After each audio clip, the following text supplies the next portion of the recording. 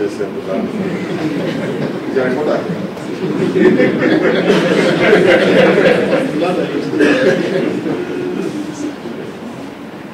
Now, they are smart enough to feed off the long-held cynicism of past failures of government to misinform the people. What am I saying? That on the other side, it's also true.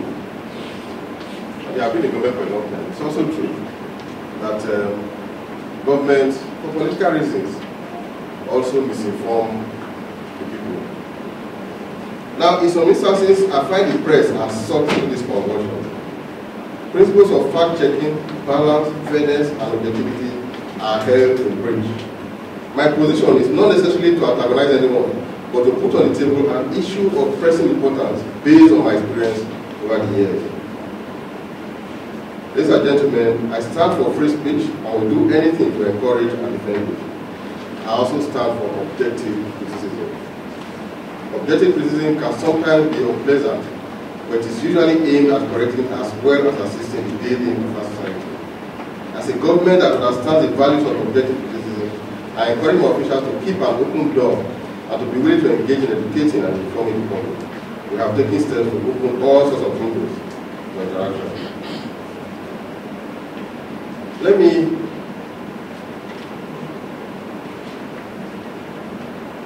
digress at this point.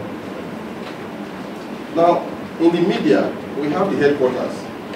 Newspaper, for instance, we have headquarters in Lagos, of the newspaper in Lagos, where you have the editors, assistant editors, and the printing and all that is done.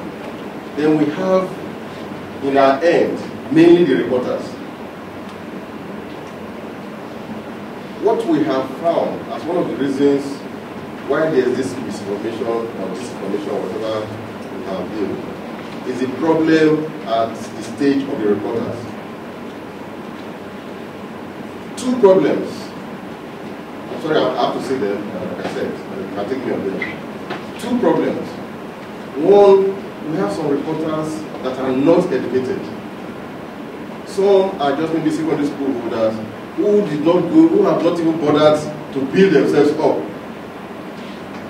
in journalism. They did not go to any journalism school, they just carry pen and paper and they are reporting. Two, we have the problems of many reporters are either underpaid or they are not paid at all. I'm sorry, I know the publishers will take care of this. They are either underpaid or they are not paid at all. And of course, when you are not paid at all, what happens? You become hungry. You cannot feed yourself. You cannot feed yourself, you become hungry. When you are hungry, you are angry. When you are angry, you are hostile. You want to draw attention. And the best way to draw attention, any government attention, is to write something that is not correct. They will call you now. Tell the chief press secretary, or the commissioner for information, or the governor, or the commissioner concerned. The boy, come, what happened? Sorry, guys, sorry, I don't do anything. Okay, take. So, what I'm saying here is that for proper reports to get to where they are processed and published, I want to appeal that employers should pay the reporters enough for them not to be distracted, for them not to send negative or false stories. It's very important, and I think it's very important if we pursue this problem. The hunger and poverty at that level is quite high. Some newspapers pay, but some are not, they don't pay at all. And the argument is that abroad, they give you money there. So that's enough. That's enough. I want to appeal that publishers and promoters of either newspaper houses or electronic media should pay their reporters adequately. As a governor, I engage in town hall meetings as regularly as I can. They are uncensored and unscripted. We have a highly interactive governor's website. We have a state website that had some problem for some time, but we are trying to revive it now. And we have an SMS center to send any request to government officials, including government, with an assurance of reply within 48 hours. We do all this because we realize that we will be shortchanging people ourselves if we do not respond and explain what we are doing. If the press are sometimes not entirely on board with some aspects of our vision, the contributions of the social media as means of communication is another matter. The internet being an open or regulated environment is also available for terrible abuse. At the same time, I will also concede that the social media is also a platform for great good. However, being a tool available to anyone, it can become a contest of agenda ranging from the good to the bad. Depending on what the individual is interested in, he publishes whatever he fancies.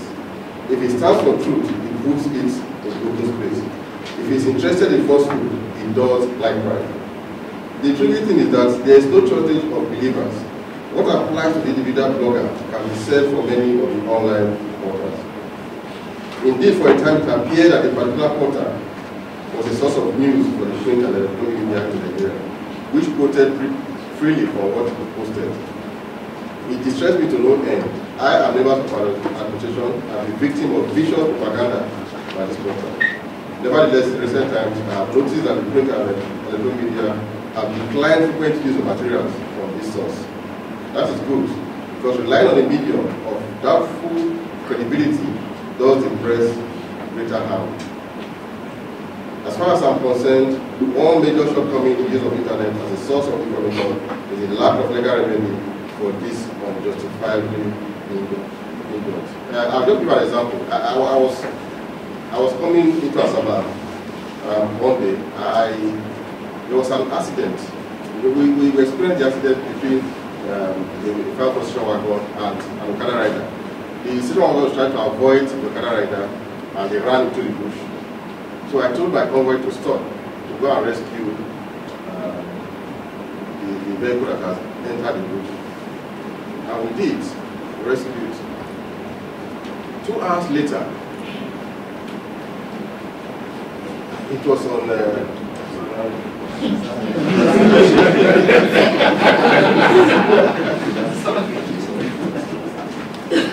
we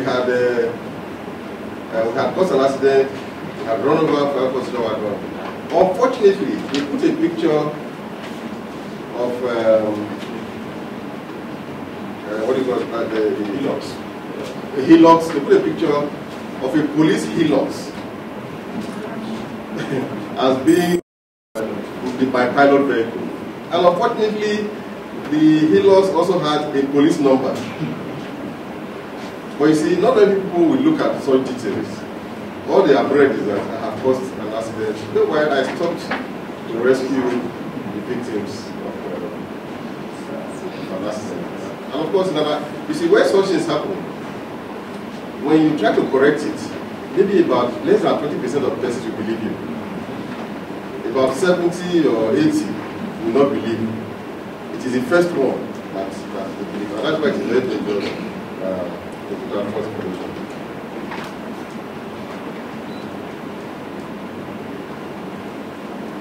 Now, like I said, as far as I'm concerned, one major shortcoming in the use of internet as a source of information is the lack of legal remedy for those unjustifiably injured.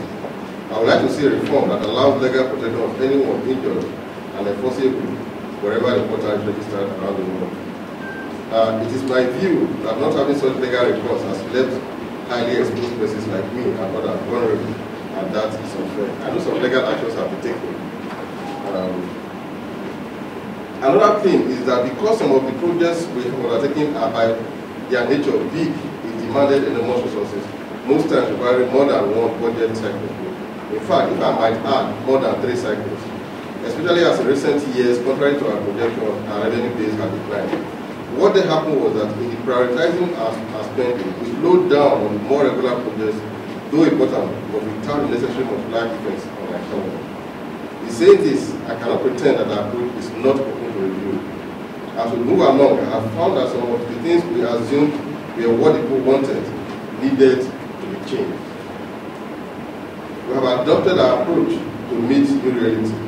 This is the sort of thing that happens in a democratic and transparent government, responsibly and responsive to the people.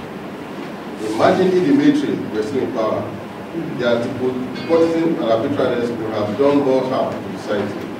It would have, I'm sure, undermined national cohesion. In looking back at what we have achieved, I feel that there is no substitute for democratic governance. There are weaknesses in terms of decision making and the execution of governance because of the layers of due process involved. Yet, there is a sense in which we are seen as listening and responding more to the actual needs of people. In conclusion, as we continue to practice democracy, the values of this operation become more internalized and accepted. My valid judgment is that comparing the state of our democratic institution today and 12 years ago will show many changes. I think from lessons learned, there's a constant fine-tuning of the process. There's more participation of the people. The various players and institutions understand each other better and are more able to define their limits better. I envision that the next 12 years will even be better than what we have today. Why am I saying so? Because we're in a democratic era. Even amongst our levels, we're able to take on ourselves. A week or two ago, I think one of my colleagues from the northern states said the funds going to the northern states is not enough. We should review the revenue formula, which I agree with. I mean, many of us governors agree that we should review the revenue formula. We think if 52% being taken by the federal government is too much for the federal government. We believe that the states and local governments should have more, especially in the area of payment of teachers' salary. But he went to a second part that is more sensitive, whether I'm a governor or not, that I would never agree with. And that is that there is a part of Nigeria that does not belong to a state. And that means that oil that is being gotten from the high sea should belong to the federal government alone. Who is the federal government?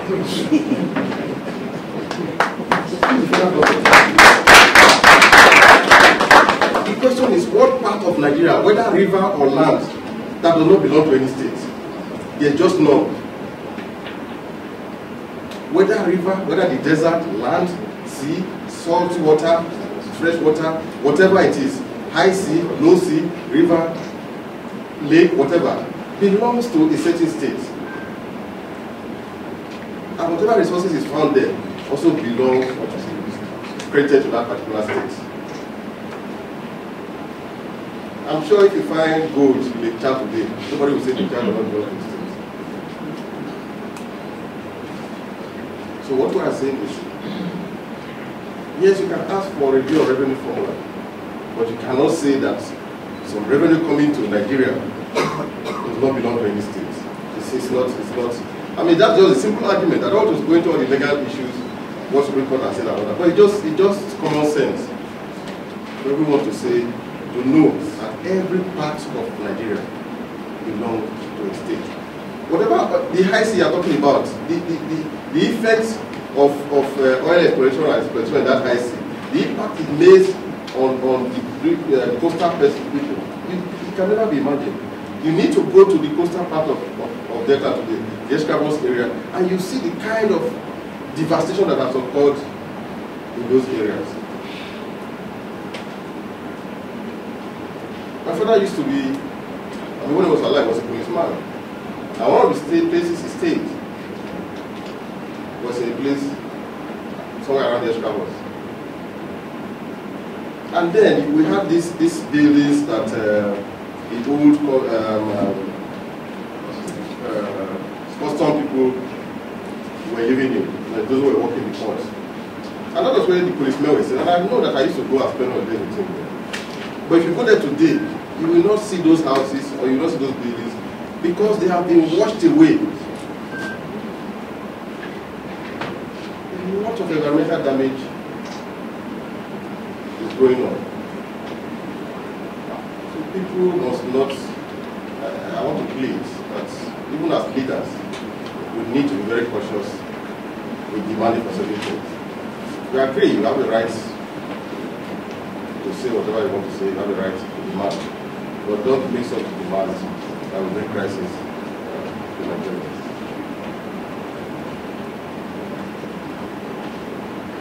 All I have said gives me great confidence about our future, notwithstanding the challenges. In the years to come, new leaders will emerge, our society will evolve in more dynamic ways and hopefully get better. I am an optimist and believe strongly in the Nigerian spirit of perseverance, of grace under pressure. The role of the media in the future of our country is considerable. From setting the agenda to information dissemination and education of the people, the media have enormous responsibilities. If the media fails, society is in peril. I have no doubt about this in my mind. Finally, I'm going to make 2 additional comments in encouraging the school. One is in the spirit of collaboration with this school, and I'm going to announce that I've accepted your request for sponsorship of 10 female Delta students over the next 3 years.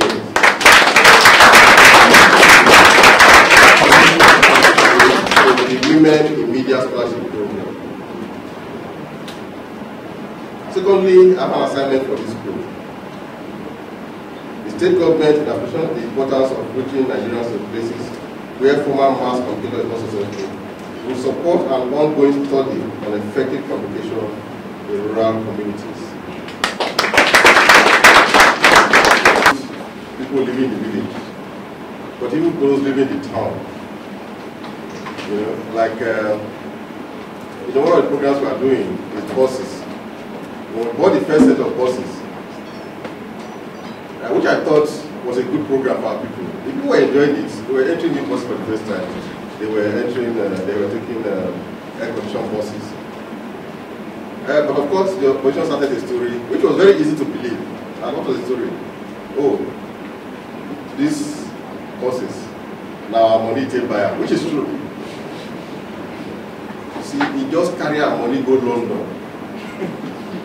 For London, he carry the money for 2 Ghana must go, one on the right, one on the left. So police won't catch her. And police won't catch her, now in Dodge. They can buy buses.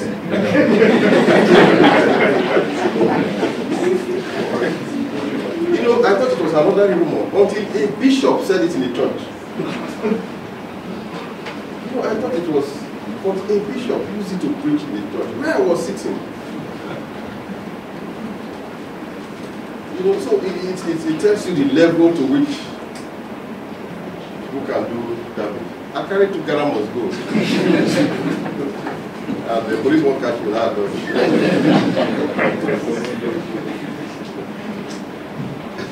That is our society.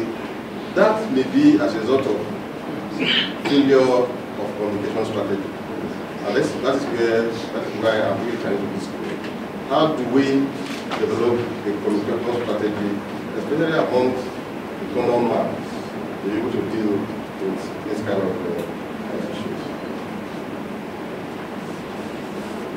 The format I would suggest to make this relevant is an annual study in a specific location, for instance, in coastal areas. Communication experts will examine the findings at a workshop dedicated to rural communication. The other one is rumor. I want to start this school to study the prevalence of rumor in our society as a communication tool. Why does this spread and what can be done to curb it? Exactly what I'm saying. I would like to see this study started this year once the school makes the details available to me. We're ready to support these studies financially. And it's on this note, I want to end again with another story, and that's the story of the reporter is supposed to be my friend. Don't worry. He has moved from I think he's in the 5th newspaper house now. When he does something in newspaper and he gets into trouble, he transfers from Warri, he resigns and he does another newspaper. In fact, he was the person who carried the 400 million naira story. He has moved from newspaper to newspaper. He's in his 5th newspaper now. And this morning as I was coming, he has started another story in his latest newspaper. Delta PDP Congress is Clark Obama a fresh democracy battle. Now, what he's trying to do is for myself and K. Clark to come on the media or to beg him. No, Shola, this is not to come to I've got his name there.